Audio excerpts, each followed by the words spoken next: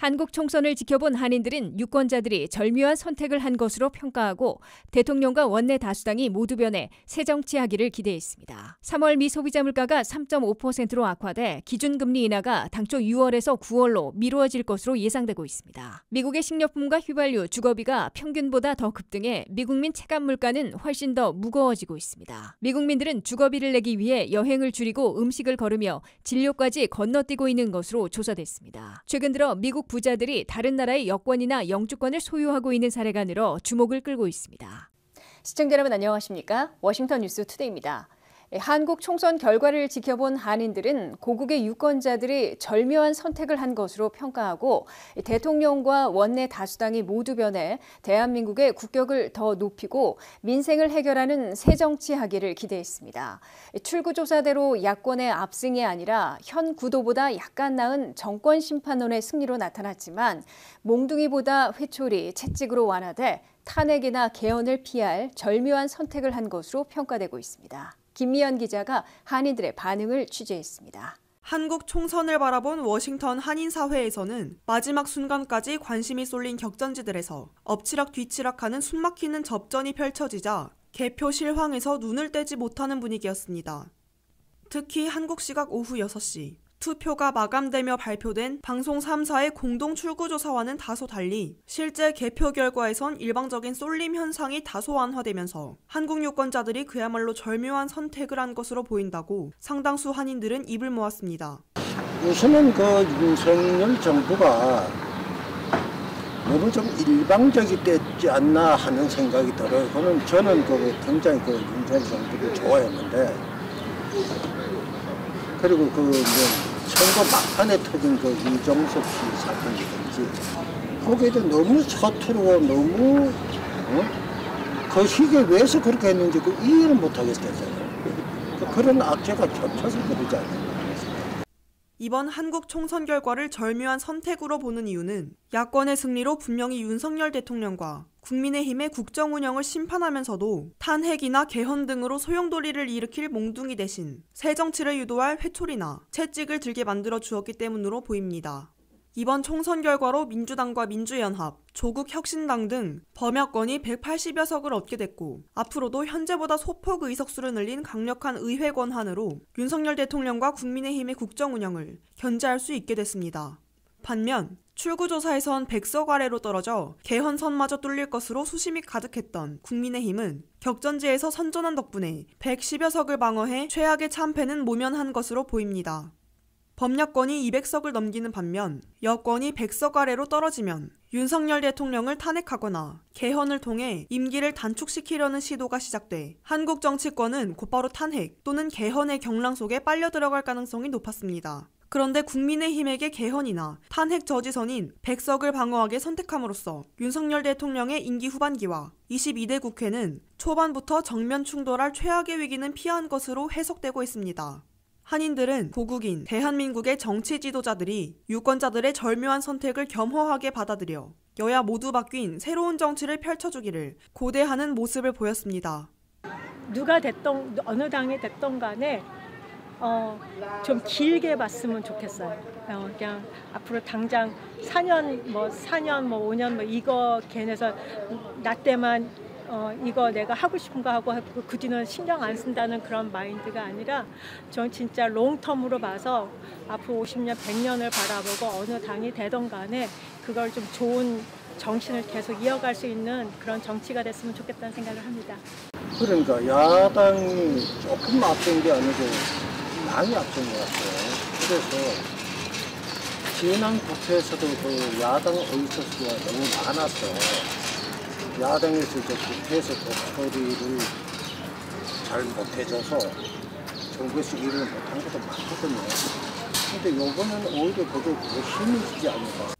한국 여야는 서로 죽이려는 게 아니라 함께 살아가려는 상생 협력 정치를 시작하고 국민들과도 소통하며 민생과 나라 경제부터 살리고 국격을 되살려야 한다고 한인들은 목소리를 높였습니다. 많은 한인분들이 선거 결과에 대해 불안감을 드러냈지만 인터뷰나 말은 아끼는 분위기였습니다. 하지만 유권자가 최고의 선택을 해 한국이 잘 되어야 한다고 입을 모았습니다. 한인들의 민심을 살펴봤던 WKTV 뉴스 김미연입니다. 미국의 3월 CPI 소비자 물가가 3.5%로 크게 악화돼 기준금리 인하가 당초 6월에서 9월로 미루어질 것으로 예상되고 있습니다. 물가가 더 흔들리면 올해 금리 인하 횟수도 당초 3번에서 1번 또는 아예 한 번도 단행되지 못할 수도 있다는 예상도 나오고 있습니다. 한면택 기자의 보도입니다. 미국에서 물가 비상이 다시 걸리면서 기준금리 인하는 더 멀어지고 있습니다. 미국의 3월 CPI 소비자 물가는 전달보다 0.4%, 전년보다는 3.5%나 오른 것으로 연방노동부가 발표했습니다. 이는 1월에 3.1%, 2월에 3.2%에서 연속 나빠진 것이고 한꺼번에 0.3포인트나 급등해 가장 악화된 것으로 해석됩니다. 3월의 식품 가격은 전달보다 0.1% 올랐으나 전년보다는 2.2% 오른 수준을 보였습니다. 에너지 가격은 1.1%나 오르면서 전년보다 2.1% 인상됐습니다. 변동이 심한 식품과 에너지 가격을 제외한 코어 CPI, 즉 근원 소비자 물가는 3월에 전달과 같은 3.8%를 기록했습니다.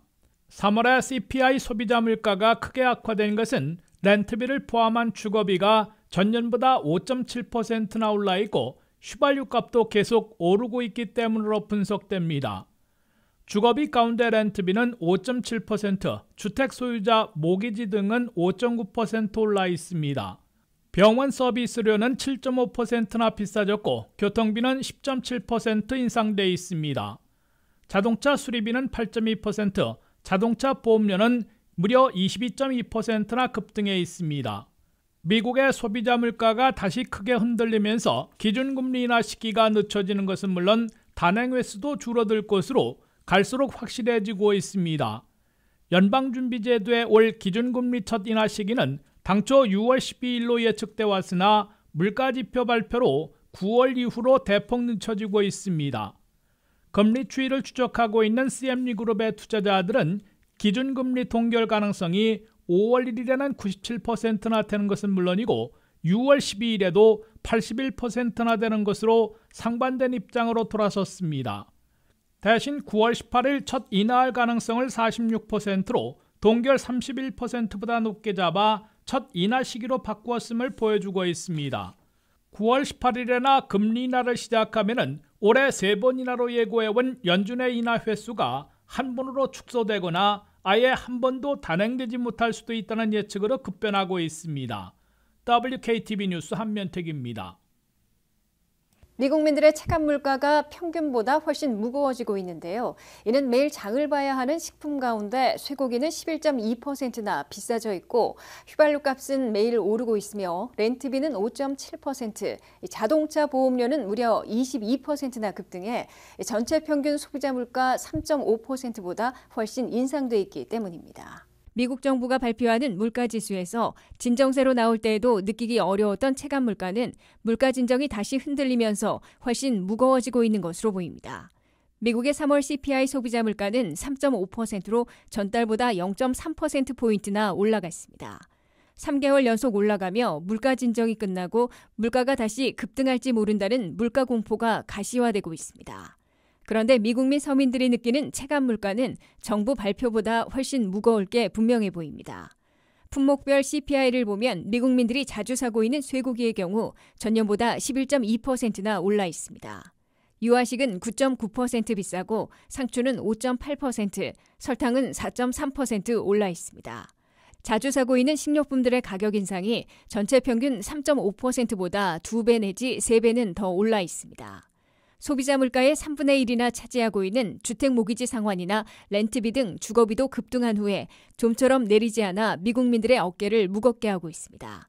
3월의 렌트비는 전년보다 5.7% 올라 전체 평균 3.5%를 크게 웃돌고 있습니다. 주거비는 한 번 오르면 너무 느리게 내려가기 때문에 미국민들의 체감 물가를 가장 무겁게 만들고 있는 것으로 해석됩니다. 휘발유 값은 전년보다 1.3% 오른 수준이지만 최근 들어 중동 정세의 악화로 연일 오르고 있습니다.